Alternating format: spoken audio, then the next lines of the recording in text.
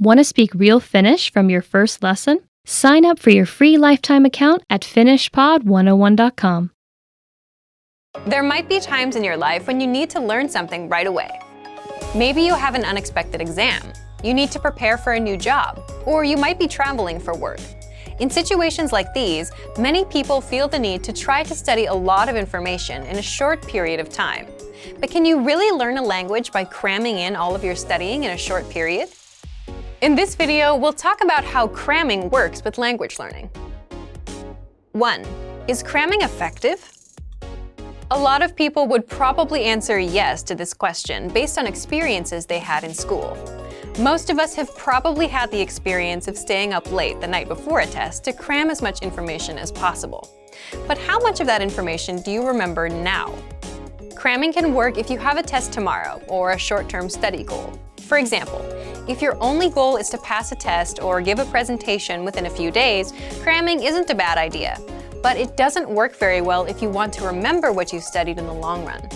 A great example of a better way to study is with something like our spaced repetition flashcards. One of the most effective ways to study is to review something over a period of time. Spacing out your studies is what helps you learn and retain information best. You learn something today, you come back in 2 days and review it. Then, you come back in 4 days and review it some more.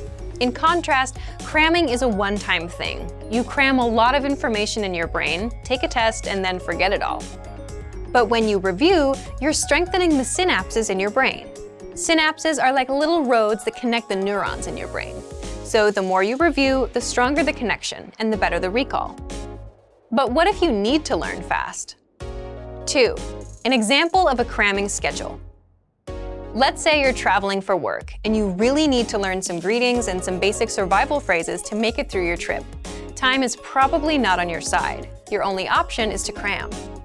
Here's what a cram plan might look like in a case like this.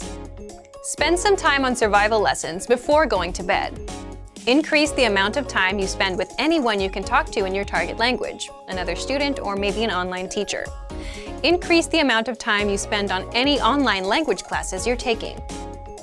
Another problem related to cramming is that your study time has to come from somewhere, and that tends to come from sleep, so that's not a good thing. We don't recommend cramming, but if you have to cram, which we all do at some point, here are some ideas for how to do it. 3. Cramming learning program. Cramming might get you a lot of fast results in a short period of time, but with just a couple of one-time study sessions, it's a strategy that won't help you in the long run. If you find yourself in a situation where you absolutely have to cram, here's what you can do. First, pick the lessons that align with your goal. Focus on just what you need. If you're learning for travel, skip the other lessons and focus on our survival phrases series. If you want to learn basic conversations, look at the top 25 questions you need to know content. If you need special phrases for the bank or the post office, we have lessons for that too. And you can find lessons for all kinds of topics and scenarios in the lesson library. Second, prioritize lessons at your level more than the challenging lessons. If you're working within a limited time frame, you'll get more value for your time by doing lessons that are at your level. You can spend more time on the harder lessons later if you find you have the time. We have a vocabulary slideshow tool and a flashcard tool that you can use for quick study sessions. Both of these features quiz you on vocab and help you learn fast. Focus on mastering a few must-know lessons. It's better to know all of the dialogue from 5 lessons inside out than to run through 60 lessons and not remember anything. You can also take advantage of our lesson notes. Inside the lesson notes, you'll get the lesson dialogue, translations, explanations, sample sentences, and cultural insights. We have a printer-friendly version of the word bank too. Just click on that to create a printout. It'll give you a physical study sheet you can use to review anywhere.